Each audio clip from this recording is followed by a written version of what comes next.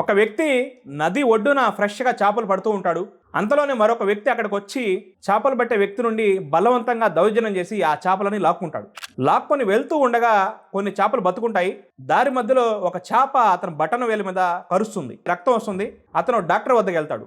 Doctor గారు ఆ బొటన వేలికి కట్టుకట్టి ఒక 3 రోజుల తర్వాత చూద్దాం అంటాడు. ఆ వ్యక్తి 3 రోజుల తర్వాత మళ్ళీ డాక్టర్ దగ్గరికి వెళ్తాడు. కట్టు విప్పి చూస్తే గాయం మానదు, ఇంకా పెద్దదైపోయి ఉంటుంది. అప్పుడు డాక్టర్ అంటాడు, నీ బొటన వేలు కట్ చేయాలి, లేకపోతే నీ చెయ్యి మొత్తం చెడిపోతుంది అంటాడు.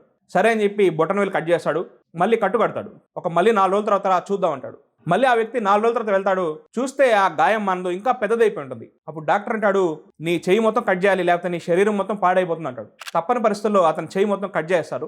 ఆ వ్యక్తి ఇంటికి వెళ్ళిపోతాడు. తన ఫ్రెండ్ వచ్చి, అరే ఏంద్రా నీకు ఇలా అయింది, నువ్వు ఏం చేసావు, నువ్వేమైనా తప్పు చేసావా, ఏదైనా పాపం చేసావా, ఒకసారి గుర్తు చేసుకో అంటాడు. అరే నేను పలానా రోజు ఒక వ్యక్తి మీద దౌర్జన్యం చేసి చేపలు లాక్కున్నానని చెప్పి గుర్తు వస్తుంది. వెతుక్కుంటూ ఆ చేపలు పట్టే వ్యక్తి వద్దకు వెళ్తాడు. అయ్యా నువ్వు ఏం చేసావయ్యా, నా పరిస్థితి ఎలాగైంది, నా బొటన వేలు ఎగిరిపోయింది, నా చెయ్యి మొత్తం కట్ అయిపోయింది, నువ్వేం చేసావు అంటాడు. అప్పుడు ఆ చేపలు పట్టే వ్యక్తి అంటాడు, అయ్యగారు నేనేం చేయలేదు, నువ్వు ఏ రోజైతే బలవంతంగా చేపలు లాక్కెళ్ళావో ఆ రోజు నేను తల పైకెత్తి, ఓ దేవుడా ఇతను నా మీద తన శక్తి అంతా చూపించాడు, నువ్వు నీ శక్తిని ఇతని మీద చూపించు అని ప్రార్థన చేశాను అంతే అంటాడు. దీన్నే కర్మ ఫలితం అంటారు. అమాయకులే కదా, బలహీనులు కదా అని చెప్పి మనం దౌర్జన్యం చేస్తే పైన దేవుడు చూస్తూ ఉంటాడు. జాగ్రత్త. మీ అభిప్రాయాన్ని కామెంట్ చేయండి, లైక్ చేయండి, షేర్ చేయండి.